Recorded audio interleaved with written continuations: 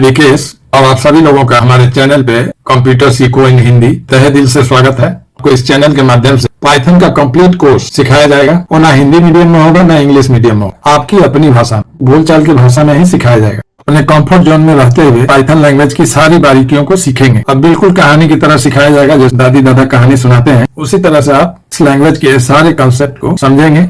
आपको कभी भी ऐसा महसूस हो इस कंप्यूटर लैंग्वेज की बारीकियों को आप अच्छी तरह समझ पा रहे हैं, तुरंत वीडियो को लाइक कर दीजिएगा। को ऐसा भी फील हो कि ये जानकारी और लोगों को भी मिलनी चाहिए, भगवान की प्रसाद की तरह लोगों में बांट दीजिएगा।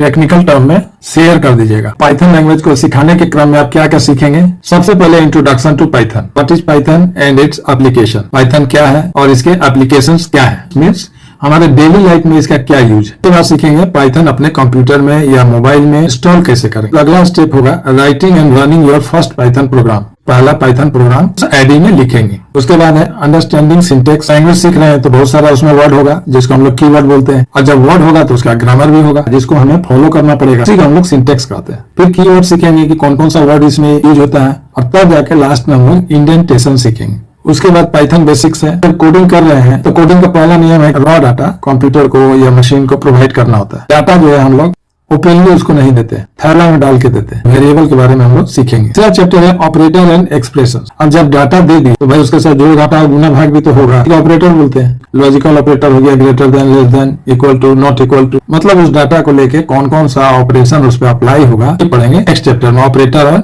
एक्सप्रेशन वाले में। आगे देखिए conditional statement and loops. Natural है, डेटा मिल गया कंप्यूटर को वेरिएबल के थ्रू, ऑपरेटर भी मिल गया कि जोड़ना है कि घटाना है, गुना करना है, भाग देना है, तो लेकिन कंडीशन भी तो होगा। पैसा जमा करना है कि खर्च करना है तो कंडीशन पे डिपेंड करेगा। कंडीशन देख के डिसीजन कैसे लेना है ये हम लोग डिस्कस करेंगे कंडीशनल स्टेटमेंट में। डेली लाइफ में आप भी डिसीजन लेते हैं कंडीशन देख के। जेब में ज्यादा पैसा है तो 5 स्टार होटल में जाते हैं, कम पैसा है तो नॉर्मल होटल में जाते हैं। अब बिल्कुल चिल्लर में पैसा है जेब में तो ढाबा में बैठ जाते हैं। डिसीजन चेंज हो रहा है आपका, कैसे डिसीजन लेना है हम लोग सीखेंगे कंडीशनल स्टेटमेंट, ठीक है। अब पार्ट 2 में देखिए डेटा स्ट्रक्चर क्यों है, तो वही बात है, जब कोडिंग करते हैं तो सबसे पहले रॉ डेटा देना पड़ता है हमको, हम वेरिएबल में डाल के दे देते हैं। डेटा देने लगे तो मार्केट के अनुसार हमारा आवश्यकता बढ़ते गया। पहले एक डेटा देते थे सिंपल वेरिएबल में, पता चला कि हजारों की संख्या में डेटा है, सिंपल वेरिएबल में कैसे देंगे, तो एरे वेरिएबल आ गया, लिस्ट आ गया, टपल्स आ गया, सेट्स आ गया, डिक्शनरीज आ गया। लेकिन आपके डेटा को अलग अलग ढंग से स्टोर करता है। किसी में क्षमता ज्यादा है तो ज्यादा डेटा स्टोर करेगा, कोई डिफरेंट टाइप्स की डेटा स्टोर करेगा, वो हम लोग पढ़ेंगे डेटा स्ट्रक्चर में, ठीक है। उसके बाद आ गया फंक्शन एंड मॉड्यूल। सही बात है, रियल लाइफ में देखिए आपके पास डेटा है तो क्या करते हैं। अगर आप स्टूडेंट हैं, आपका बैग में बहुत सारा डेटा है। डेटा मतलब क्या, स्कूल बैग है तो उसमें बहुत सारा किताब कॉपी होगा, उसको ऐसे ही पढ़ा रहने देते हैं कि उसको लेके कोई काम करते हैं, कोई ना कोई उसका फंक्शन होता है। किताब लेके पढ़ते हैं, कॉपी में नोटबुक बनाते हैं, मतलब एक्शन लेते हैं। तो यहाँ भी कंप्यूटर को डेटा लेके खाली स्टोर करके रखना थोड़ा सारा ऑपरेशन अप्लाई होगा, तरह तरह के डिसीजन लिए जाएंगे। ये सारा डिसीजन या ऑपरेशन हम लोग एक फंक्शन में कंबाइन करके दे देते हैं। स्पेसिफिक फंक्शन को वो इम्प्लीमेंट करता है, यही तो हम लोग पढ़ेंगे फंक्शन वाले चैप्टर में।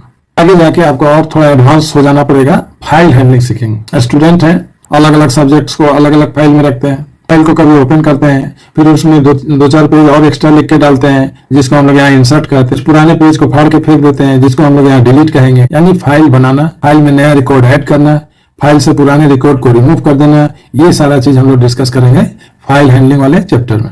उसके बाद आता है एक्सेप्शन हैंडलिंग। अब टेक्निकली तो बड़ा अजीब लगता है एक्सेप्शन हैंडलिंग, और हमारा रियल लाइफ से जुड़ा हुआ है। तो मिस्टेक से बचने के लिए रियल लाइफ में भी हम लोग प्रिकॉशन लेके चलते हैं। यहाँ भी कोडिंग लिखते समय बहुत सारे मिस्टेक्स का चांसेस रहेगा। एग्जीक्यूशन के समय भी मिस्टेक्स का चांस होगा और लिखते समय भी मिस्टेक्स का चांस होगा। उसको हैंडल करने के लिए प्रिकॉशनरी स्टेटमेंट लिखते हैं जिसको कहा जाता है एक्सेप्शन हैंडलिंग। अब आते हैं ऑब्जेक्ट ओरिएंटेड प्रोग्रामिंग में। जैसे जावा में, C++ में हम लोग क्लास बनाते थे, ऑब्जेक्ट बनाते थे, फिर इनहेरिटेंस को समझते थे कि हमारे पेरेंट्स से कुछ कैरेक्टर हमारे में आ जाते हैं। क्लास बनाएंगे, ऑब्जेक्ट बनाएंगे तो वहां पे इनहेरिटेंस होना ही होना है। दुनिया के जितना भी ऑब्जेक्ट को आप देख लीजिए रियल लाइफ में, सारे ऑब्जेक्ट्स ने कैरेक्टर्स को अपने पेरेंट्स से इनहेरिट किया है। आप अपना फिजिक रूप रंग देखिएगा, पापा मम्मी से मिल रहा होगा। डॉगी को ले लीजिए, पप्पी जिसको बोलते हैं, उनको भी देखिएगा उनके मम्मी पापा से उनका चेहरा मिलता है, जो बिहेवियर होगा वो भी मिलता जुलता है। तो वही कैरेक्टर और बिहेवियर जो चाइल्ड में चला था पेरेंट्स के माध्यम से, उसे को इनहेरिटेंस कहते हैं। पॉलीमॉर्फिज्म रियल लाइफ में देखिए, आप दिन भर में हर जगह जाते होंगे, ध्यान से अपने आप को देखिएगा, आपका फिजिक भी चेंज होता है, आपका एटीट्यूड भी चेंज हो जाता है और इवन आपका बिहेवियर भी चेंज हो जाता है। नहीं समझे?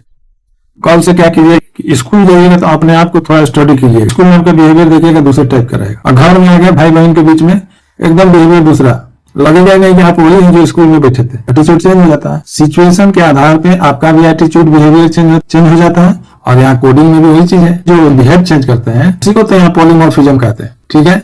एब्स्ट्रैक्शन, मान लीजिए बच्चा एरोप्लेन पे बैठा नहीं, एरोप्लेन देखा भी नहीं है ना, मेरे पास उसको एरोप्लेन दिखाने का क्षमता है, तो क्या करेंगे, एक कागज का एरोप्लेन बना के उड़ा देंगे। देखे होंगे बचपन में कागज का जहाज बनाते थे, नाव बनाते थे, उसी को देख के हम लोग संतुष्ट कर लेते थे। एरोप्लेन कागज का देखते थे तो समझ लेते थे कि वो इसमें 2 विंग्स और इसको हवा में उड़ाने से उड़ जाता है। कहने का मतलब किसी रियल चीज को समझाने के लिए अगर हम एक मॉडल बना के आपको दे दें, वो एब्स्ट्रैक्शन उसी को हम लोग सीखेंगे। इनकैप्सुलेशन हम लोग डाटा अपना छिपा के रखते हैं, रियल लाइफ में देख लीजिएगा। बहुत कुछ हम लोग नहीं बताते हैं लोगों को। अब जैसे देखिए ना, हम अपना एज किसी को बताते ही नहीं है, लोग भी अपना एज छिपाती है, वही से भी जानती है, और ऊपर वाला जानता है और वो खुद जानती है। तो छिपा रहे हैं कोई बुरी बात नहीं है, कभी कभी जरूरी हो जाता है। अब एटीएम का पिन छिपा रहे हैं तो कोई पाप थोड़े कर रहे हैं, ड्यूटी है भाई, समझा के पढ़ाना है, रटवाना नहीं है। कॉन्सेप्ट को आपने ग्रास्प करा देना है। टाइम लगेगा, 10 की जगह 20 वीडियो हो सकता है, सीरियली आपको पब्लिश करके मिलता रहेगा। पसंद आए तो देखते रहिएगा, ना पसंद आए तो इग्नोर मार दीजिएगा, क्या प्रॉब्लम है।